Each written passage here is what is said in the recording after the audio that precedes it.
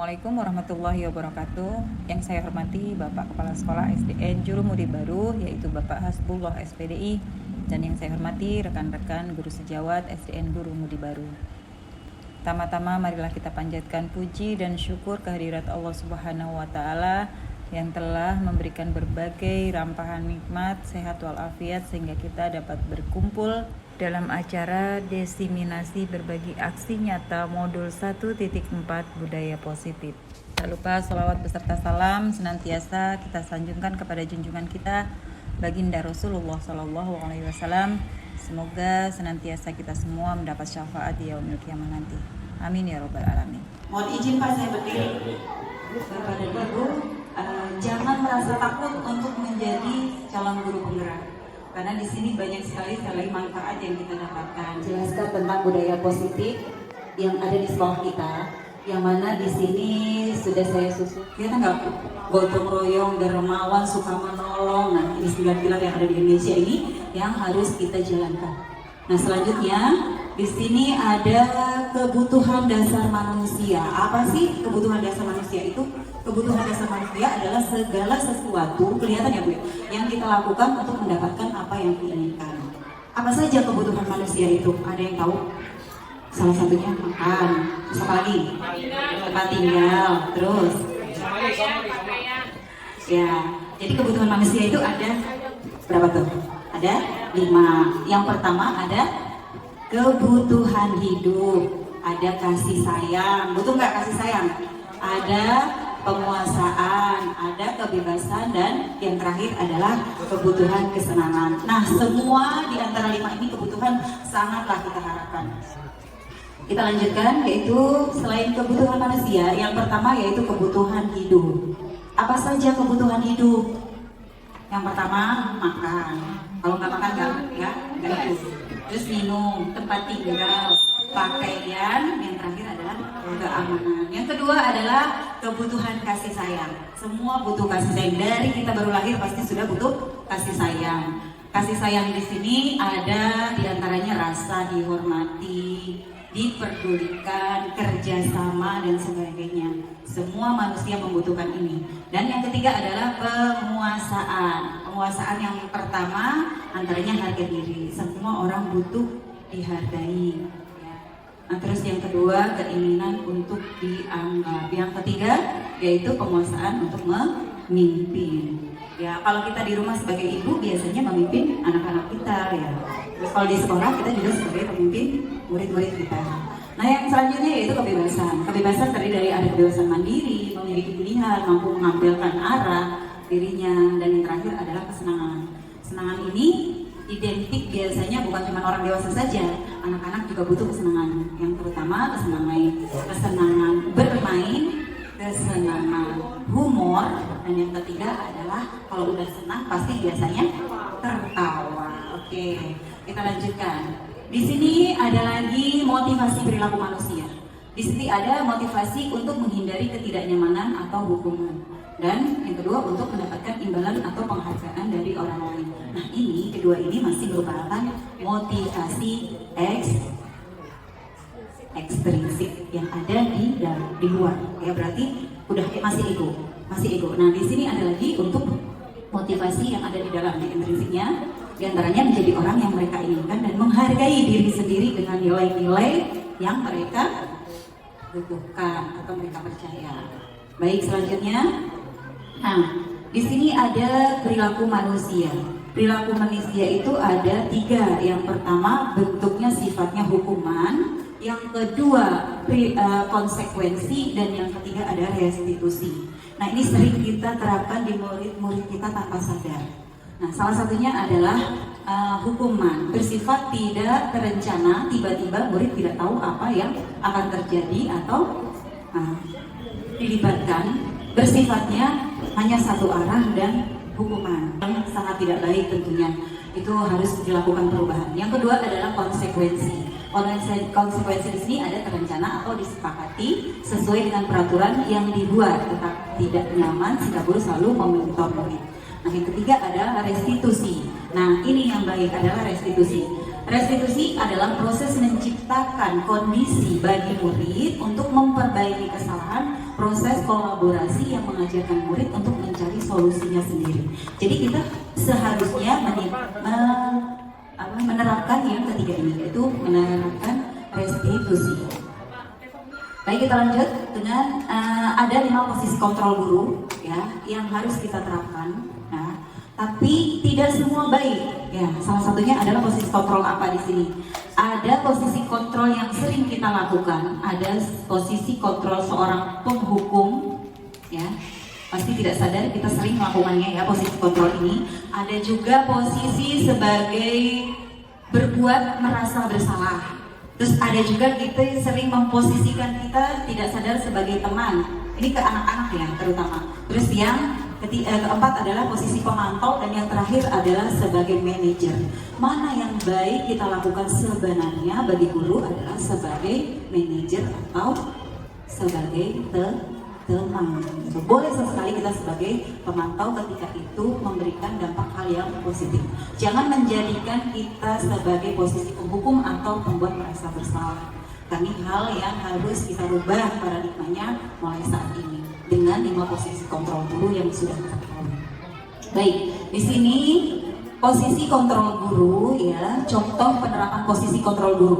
Nah, di sini ada siswa datang terlambat karena pelaksanaan upacara. Bagaimana sih dari kasus ini kita sebagai posisi penghukumnya ini? Biasanya anak disuruh berdiri di depan dekat tiang bendera dan tetap di sana sampai upacara selesai. Nah ini dulu sering kita lakukan ya. Tapi sekarang kayaknya udah enggak ya. Udah enggak, alhamdulillah. Zaman kita dulu waktu masih kecil ya, sampai pingsan-pingsan kita suruh berdiri di tiang bendera. Nah sekarang udah nggak ada lagi posisi seperti penghukum ini, udah nggak ada. Terus yang kedua, dari kejadian ini ada namanya posisi membuat merasa bersalah. Nah, di sini posisi yang membuat rasa bersalah, terkadang kita menghakimi dengan kalimat nih, seperti ini. Berapa kali Bapak Ibu harus memberitahu kamu selalu mengecewakan Bapak Ibu dengan datang terlambat. Udah berapa kali coba dibilangin jangan datang terlambat. Nah, itu akan ada perasaan bersalah terhadap diri anak sampai gimana? Ada ya, jangankan anak, kita juga sama akan merasa bersalah ketika mendapat posisi yang seperti itu. Dan yang ketiga adalah, nah ini yang paling baik adalah posisi kita sebagai teman. Posisi kita sebagai teman, bagaimana saat kita memposisikan sebagai teman? Ayo dong ikut peraturan sekolah, tolong bantu Bapak Ibu sekali ini saja, gitu. Ya sudah, tidak apa-apa, lain kali tidak terlambat lagi ya. Nah, itu bahasa-bahasa itulah yang dikatakan sebagai posisi teman. Nah seperti ini ya Bapak dan Ibu yang harusnya kita laksanakan untuk saat ini. Jadi udah bukan kita lagi. Ya, kita harus merubah paradigma ini menjadi lebih baik. Jadi kita tidak boleh menghakimi. Sebagai pemantau ini harusnya seperti apa kita? Nah kalimatnya adalah seperti ini. Kamu sudah melanggar peraturan, kamu tahu konsekuensinya, jadi harus tanya apa? Kamu tahu konsekuensinya? Gitu. Selanjutnya kamu harus datang lebih awal dari rumah, jangan diulang kembali. Nah seperti ini posisi kita sebagai pemantau. Dan yang terakhir adalah posisi yang paling baik, yaitu posisi sebagai manajer. Di sini apa kamu tahu kesalahan kamu? Jadi kita nanya dulu, mancing dulu. Tahu nggak? Dia harus mereview apa yang salah yang diperbuat. Terus setelah itu baru cari tahu menurut kamu bagaimana memperbaiki kesalahan yang sudah kita buat tersebut. Nah posisi ini yang sekarang harus kita terapkan. Baik, selanjutnya adalah, nah saya ingin tahu di sini teman-teman, ketika ada pertanyaan seperti ini, posisi kontrol apa yang sudah kita lakukan? Nih, saya kecewa sekali dengan kamu. Posisi apa? Ada 5 posisi kontrol tadi. Saya kecewa sekali dengan kamu. Merasa bersalah, pembuat merasa bersalah.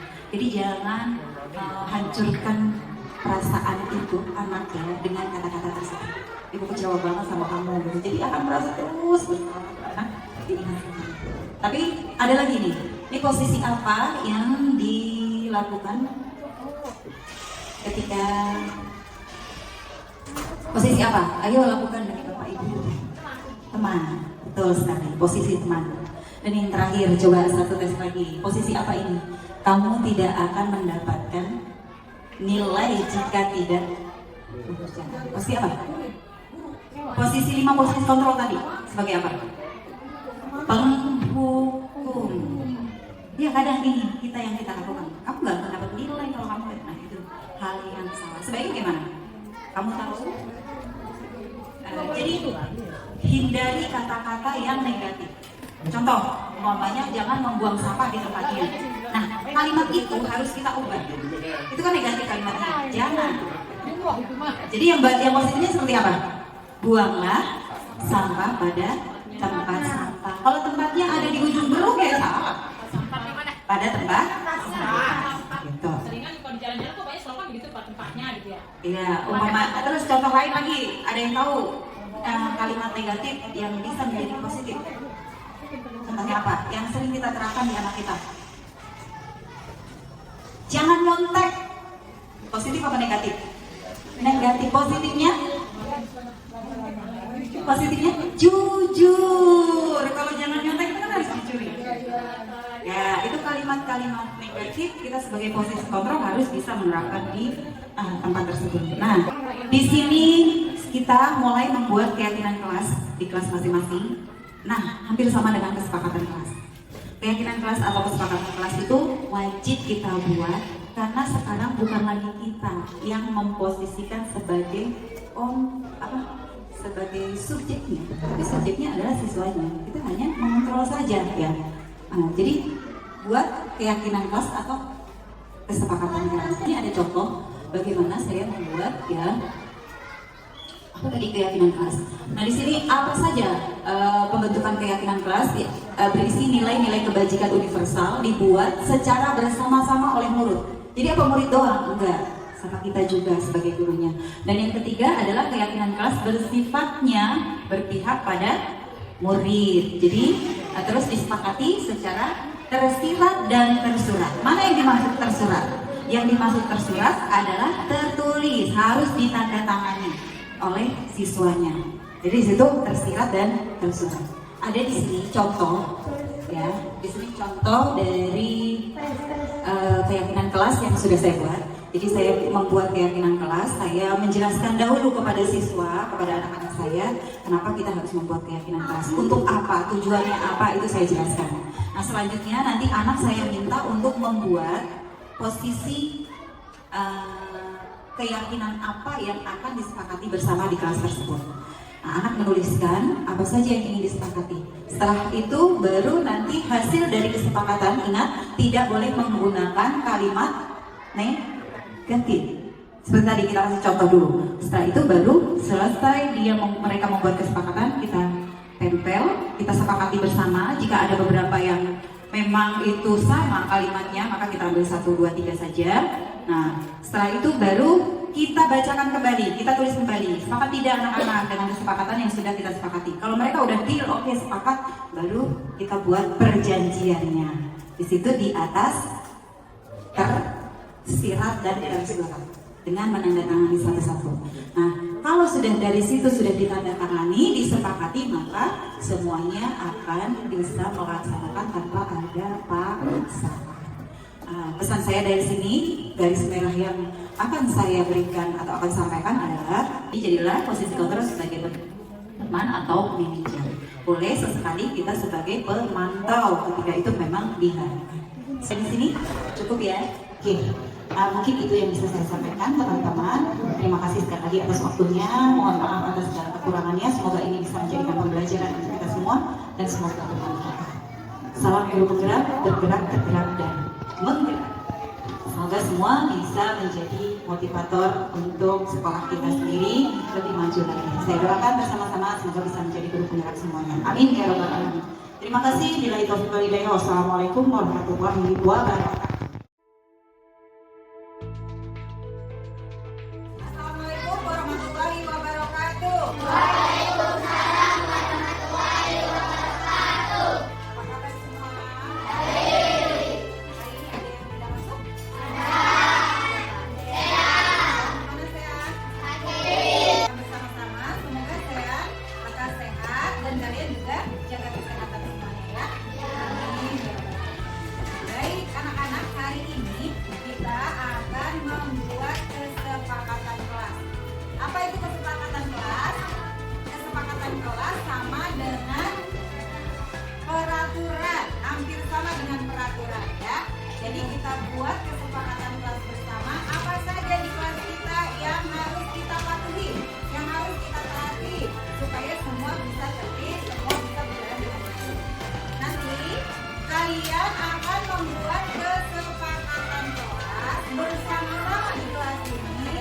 Dan kesepakatan kelas ini nanti boleh apa saja yang kalian ingin sepakati di kelas dengan cara bersama-sama.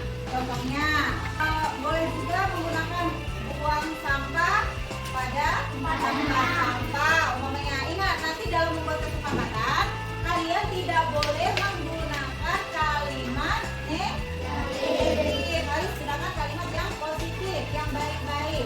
Contoh, tidak boleh bohong. Nah, jangan pakai seperti itu. Kalimatnya yang positif, jangan yang negatif. Kalau tidak boleh bohong, harusnya apa? Jujur. Jadi kamu tulisnya boleh jujur. Apalagi? Disiplin. Datang tepat waktu sama dengan disiplin. Apalagi Mulia? Saling menyayangi boleh, terserah. Ingat dengan menggunakan kalimat positif. Siap semuanya? Nah, nanti ibu bagikan kertas, kalian boleh menulisnya. Setelah kalian tulis, boleh tempelkan di depan masing-masing hasil kesepakatan kalian. Sudah siap semua? Sudah.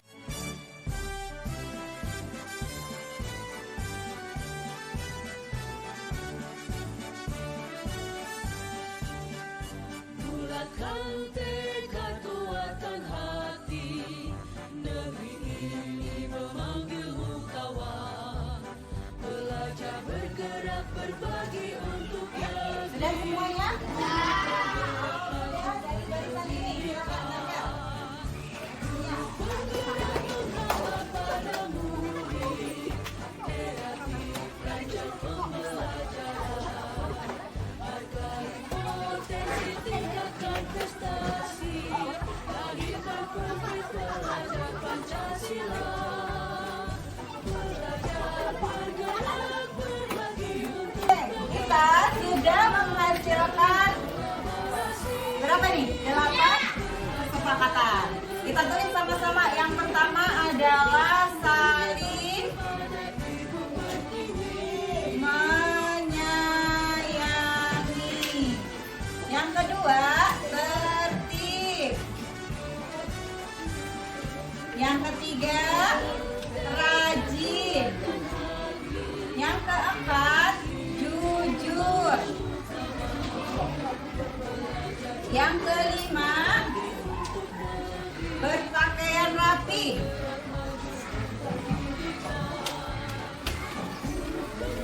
Yang keenam, datang tepat waktu.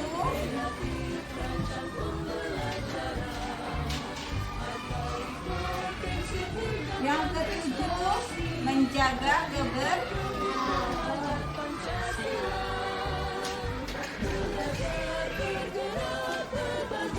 Baik, sudah ada 7 kesepakatan kelas yang kita sudah buat secara bersama-sama. Setuju dengan kesepakatan yang sudah dibuat?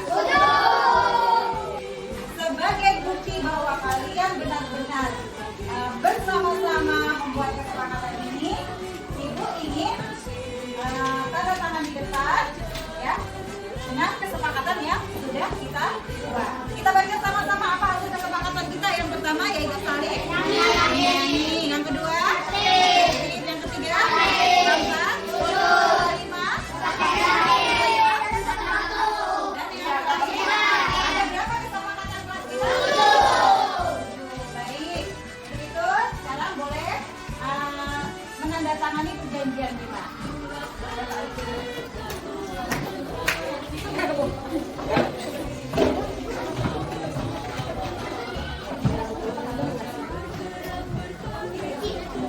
Kita sudah buat kesepakatan bersama dan ibu berharap semuanya bisa menjalankan kesepakatan yang sudah kita buat bersama-sama. Siap melaksanakan semuanya? Siap. Terima kasih. Baik, kalau sudah siap semuanya, ibu tutup kesepakatan kelas kita sampai di sini. Terima kasih ibu ucapkan. Assalamualaikum warahmatullahi wabarakatuh.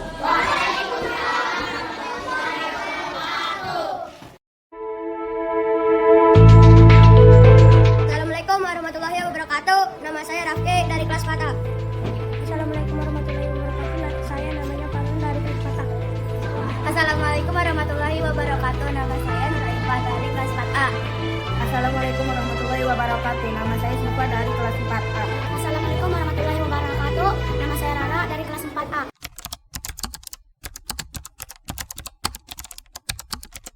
Senang sekali.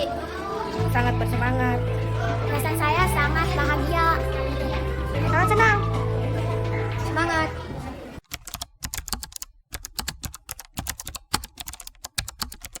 Penting sekali. Sangat penting.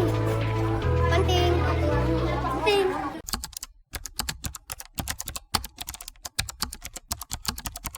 Membuat kita lebih disiplin. Membuat kita lebih baik lagi. Buat kita bisa menghargai orang lain.